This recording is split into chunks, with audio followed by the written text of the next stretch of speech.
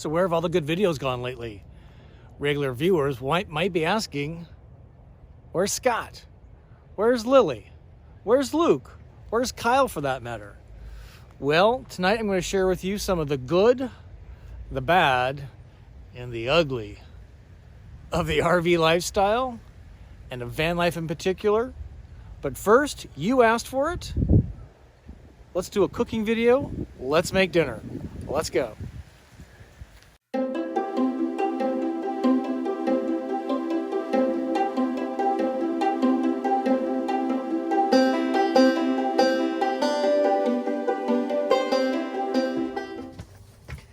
So what's cooking? Good looking.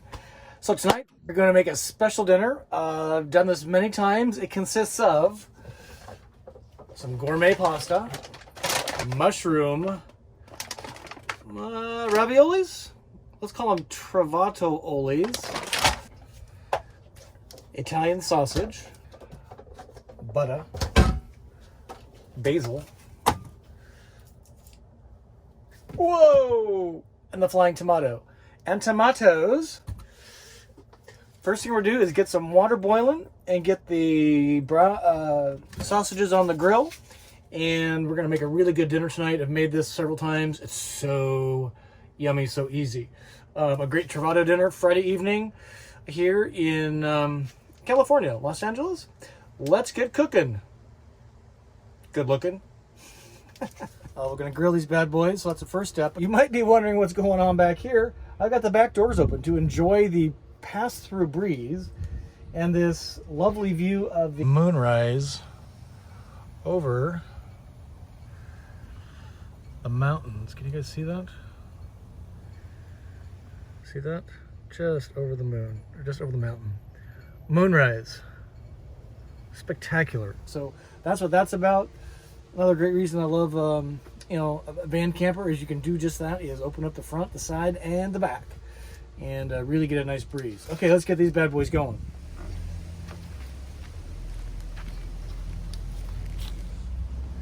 And look who we have here. There's Luke. Hi, Luke. What's up, Luke? You say hi to the channel, Luke? Do you like Italian sausage, Luke? Oh, Luke. Luke. Say hi to the channel, Luke. Luke. Yes. Okay, so this is my charbroil propane grill that I bought in January. This is the only thing that's left from all of those purchases at the RV Tampa Super Show. I love this grill, so I continue to use it. Let's turn the propane on here. You push this in. I don't know if you can hear that, but the gas is going. It has an ignition button right here, which is awesome. I just hear it fired up.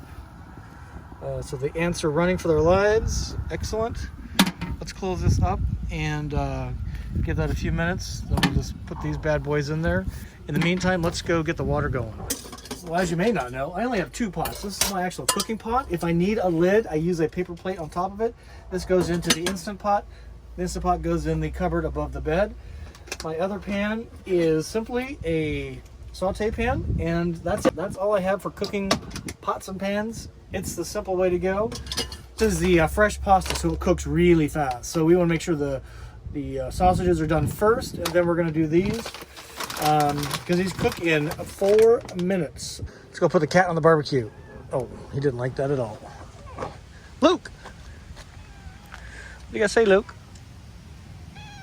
What are you having for dinner, Luke? Huh? You want some cat food? What Luke really wants is to get off the damn leash. I actually trust him. What I don't trust is the dogs and the other people around here, and they probably turn me and him in for being loose, but he's been loose and always comes back, which is amazing. Uh-oh. There you go, beat on a mouse.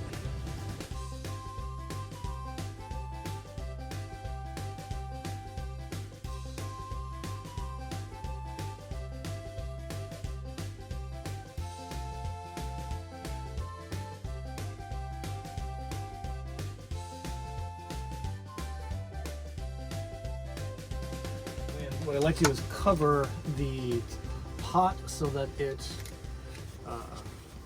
We'll use the whole batch because it's windy, so that it keeps the lid in, or keeps the lid in. The lid keeps the heat and steam in so that it actually cooks faster, and it works really nice every time. And then what I usually end up doing is using the bottom couple of plates to actually use it for the food and service. So let's let that do its magic. Tick tock, tick tock.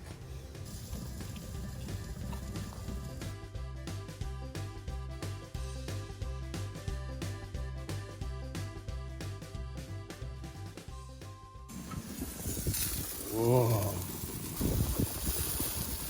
That is looking superb, wouldn't you say? Lids are working perfectly, and we have boiling water in just a few minutes, which is awesome.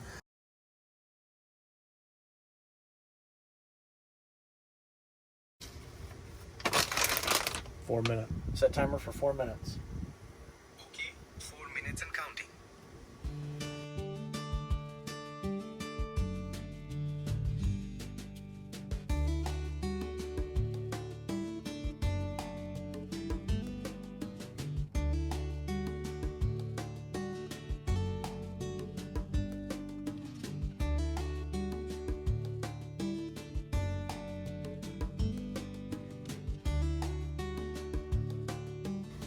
Don't you love the smell of basil? Oh my god, it smells so good. I wonder if I can actually grow basil in the van. That would be cool to try. Uh-oh. Pasta done.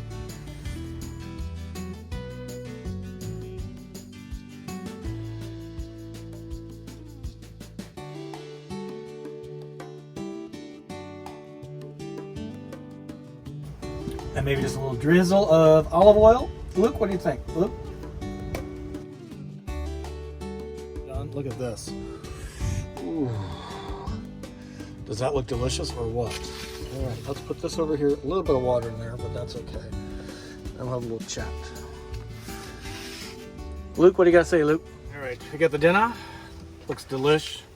Put a little whiskey in the very special cup. If you haven't seen my video on Warsaw, or visit to Warsaw, Indiana, check this out. Hand cut Randy.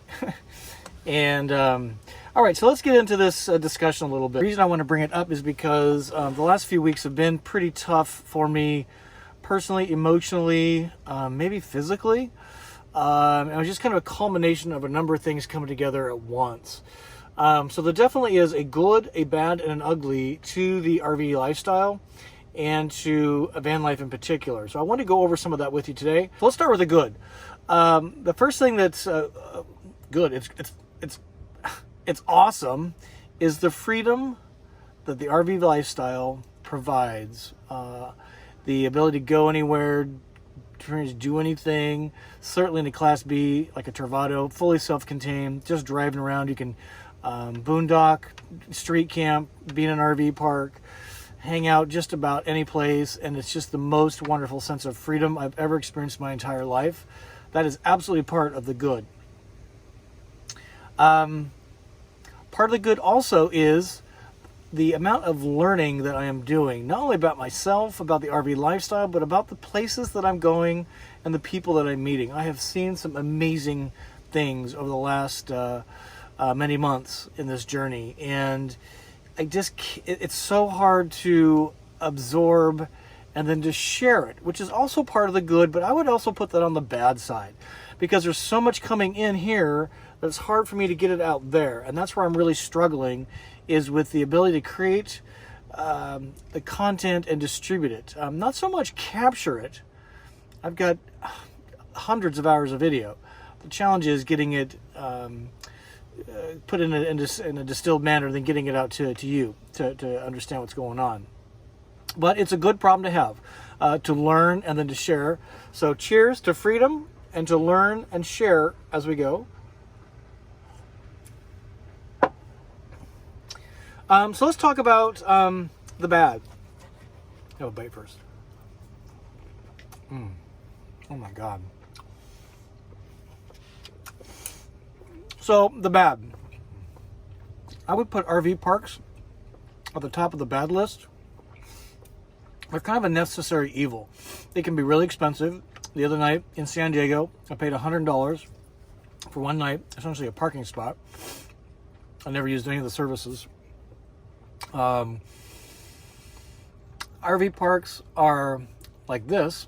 This is actually a campground. It's been around here. See out the window? Filled with largely unattractive RVs. There's got to be a way to make these things look better. They look great in a showroom, but when you get them out here and you get all the hookups done, it just looks so junky to me. And they're usually way too close, and varying degrees of cool rigs to crappy rigs. RV parks do provide some facilities, which is nice, but facilities such as laundry and showers and toilets, they all offer Wi-Fi, but we'll talk about that in a second. But we know Wi-Fi is not great. It's not even good. It's really pretty ugly, actually, at RV parks. So crowded, not very attractive, safe, comfortable. I can kind of pull in and then just decompress for a couple of days, kind of buckle down and get a bunch of work done. And it provides me a safe haven from having decision fatigue. We'll talk about that. So good, freedom, learn, share. Bad, RV parks. Ugly, my number one problem is internet connectivity. It is my fundamentally number one problem that I have in the RV and van life lifestyle. I have a Verizon Jetpack, as you know. I have a secondary AT&T hotspot in the back. I'm paying nearly $200 a month for internet, and it's never enough, which then forces me into coffee shops. So you're spending $5 to $10 to $20 for some Wi-Fi there. Same with restaurants. My new favorite place is libraries. I have a whole video coming up on Wi-Fi and what I've learned over the last few months. Libraries are my new best friend. They do have a little bit of issue, but they have really good Wi-Fi in most cases. So the ugly. Let's have a bite. Oh my God, that's so good.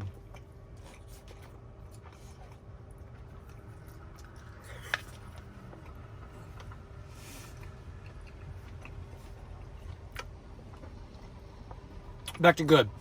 Part of the good is my Travato. I can't tell you how I love this rig. Winnebago, just an absolute home run out of the park. Quality, fantastic. No problems of any consequence. I just love the Class B size, fully self-contained. Lithium. Couldn't do this without the Lithium system. Please, do yourself a favor. Get the Volta Lithium system if you're buying a Travato. You will not regret it in the long run, probably even in the short run. Can't tell you what a game changer it is. Also, part of the good is the ability to change sceneries, but have all your stuff with you. So while there's a lot of input going on around here, I come home and all my stuff is here, here and available and accessible to me, including Luke. Luke, what's up, Luke? He's having a snooze. And that is really part of the good and the great, actually, because even though it's a lot of sensory input, once I'm in here, close everything up, I have a cocoon of safety and comfort, and I love that. A couple more things on bad. Too much stuff. I still have too much stuff. I've gotten rid of probably nearly 50% of everything. My grill is the only thing that remains from the Florida Super Show shopping spree. So really recommend taking a serious look at how much stuff you think you need to bring and cut it by at least 30% and start doing without while you are in this mode of transition, whether it's long weekends, part-time or full-time. Start to do with less now, because you will be shocked at how little you can get away with. Another point on bad that it really kind of took me by surprise, and this has been part of my fatigue this last couple of weeks, is really having two full-time jobs. I have my corporate Lex-Tech job, which is essentially 40 hours a week, Monday through Friday, requires connectivity, stress around that. We talked about. But what I didn't expect is how time consuming YouTube was. To do a good job, I want to do great. I'm not there yet. It's just a time constraint. Again, I'm capturing lots of content, but the editing necessary is really, really a much bigger job than I thought. Maintaining the website, I'm redoing this for the third time. And for about every 10 minutes of video you watch on YouTube, there's at least 5 hours behind each of those 10 minutes to put that out there. So I'm trying to streamline that. I've changed my camera gear, as you know, to iPhone, and that has made a big difference. But having 2 full-time jobs and drive and want to go see things and get some sleep has been a bigger challenge than I thought, and it's really been a big chunk of my fatigue the last couple of weeks that I didn't really expect. Last thing on bad is time zones. We can't do anything about it, but my job rolls through on a Chicago Central time zone. I'm in California. So my day starts at 6 a.m. here, which is 8 in Chicago. I had a meeting the other day that started at 8 o'clock in the morning East Coast time. So I was on the phone at 5 in the morning. And let me tell you, which is fine, except that I'm going to bed on California time. So hours of sleep are really compressed, and that's contributing to my wrinkles and my fatigue and my worn outness look. I think is just this kind of this bad sleep patterns. So that finishes out the bad. The ugly, decision fatigue. I think Keith and Alicia Paget mentioned that term, decision fatigue, and the myriad of little tiny decisions. Where am I going to park? What's the status of my tank? Do I need water? What's Luke in the small space doing? What am I going to eat? Where's my connectivity? Where am I going to park overnight? What about a campground reservation? All these decisions that were never part of daily life as part of a sticks and bricks house are absolutely part of this lifestyle. Need to deal with it. Need to get good at it. Need to weed out the distractions and just focus on a couple of things like that for daily operations. And again, I found that with campgrounds in particular, I do like campgrounds more than RV parks. But if I can do some campground and or RV parks throughout the week, and then do boondockers, welcome, and harvest hosts over the weekend, or boondocking, then I'm able to do make fewer of those decisions. So again, kind of a weird video tonight. We're having a little whiskey. We're having a little supper. We cooked that together. But I just want to share with you why there's been a little bit of a vacancy currently last couple of weeks on decent videos. And going back to the 2 jobs, my primary corporate job has a tremendous amount of travel in October and in early November. So I've been flying around a lot, and that has the van parked in an airport parking lot. Luke is in a pet hotel, and it just contributes to the chaos and the churn of not getting content out, which drives me crazy because I want to get the content out for you guys. That's the reason we're doing this. And when I'm not able to do that, it kind of sinks me into a depression, if you will, and a frustration. And all that really boils down to is fatigue. So a little bit of a wine hour, but not really. It's just a reality of what this lifestyle is. I wouldn't trade it for anything right now. Somebody asked me, if you won the lottery, what would you do differently? I would buy the same rig. I'd probably quit my job. But I would not do a single thing different than I'm currently doing, which is absolutely amazing. So, good, the bad, the ugly. Good, freedom, learn and share, Travato, scenery changes, but have your house with you, and Lithium, thank you, Pure 3 Volta.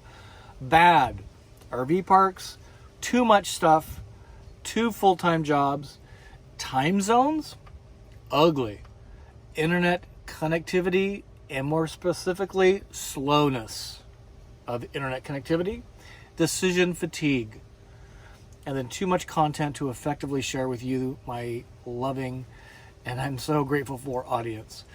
My advice to you is kind of take those points, think them through, and if you are experiencing any of that yourself, the good, the bad, the ugly, I would love to know about it.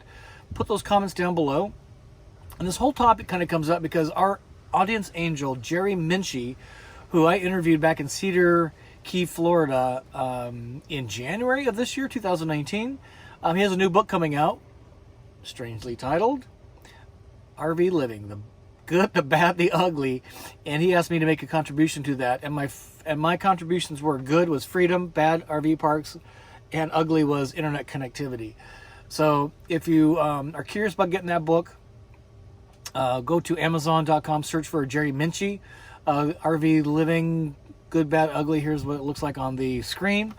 And pick up a copy of that book. Jerry's an awesome guy. Look forward to seeing him again in a few months when I get back to Florida. So with that, I'm going to finish my dinner. I thank you as always for joining me. We've got so much cool stuff coming up. And in fact, the reason I'm in the LA area right now, which this is going to post tomorrow, Saturday, is I'm here for the California RV show, which is the largest show on the west coast of America, probably North America, really. And I'm going to be cruising through the Class Bs in particular and some of the weird rigs in general, and sharing that with you ASAP. I have an Embassy RV 4th video coming up, just an on-site interview with those guys. Go to my website. I've dramatically changed that. I'm now posting things like I have an RV departure checklist. If you've ever left your fan running, ceiling fan, your window open, God forbid you drove away with a hose connected to the outside or electrical cable, you'll want to check out my RV departure checklist. Go to my website, Go Small, Live Large. We have a Luke page. He has his own page now. We're going to try and do a daily Luke. Luke. He's not responding. And just a lot of changes there. Try and drive different and kind of unique content to the website, because YouTube's all about the videos, and the website has been about all the YouTube videos, which kind of makes no sense at all. So with that, again, I thank you very much for your patience. Hang in there with me. Just tons more coming. We got a water video coming up, power video coming up, storage video when you go shopping at Costco. So just hang in there with me, and you will enjoy it. Thank you, thank you, thank you, each and every one of you. Without you being there, this would not be possible. There would be no reason to do this, really. Just such a great validation of this lifestyle. Would I trade this for anything? Absolutely not. Are there bumps along the road? Yes. Are there learnings? Absolutely. There's the good, the bad, the ugly, but all of it comes down to an amazing way to move through a human experience. Wouldn't trade it for anything. I recommend it to most people, whether it's a long weekend, a long trip, 3-4 weeks, or full-time like I'm doing. Thanks for watching. We'll see you soon. I wish you to. Journey on.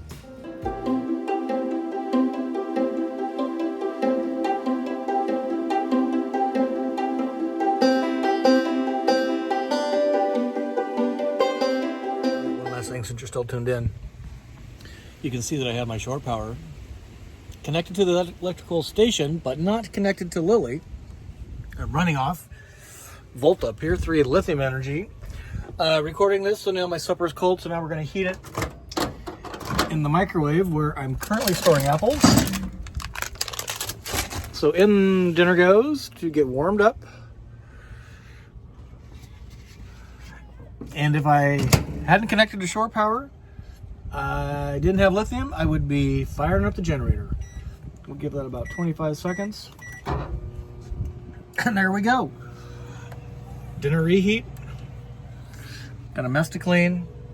Really appreciate you again. Thank you very much for watching. Last thing, you guys got to see this moonrise. I got to step out. Look at this. Now can you see it? Oh my gosh, it's almost a full moon tonight. That is incredible. Let me see if I can zoom in. There it is, full moon. That is spectacular. Just love this.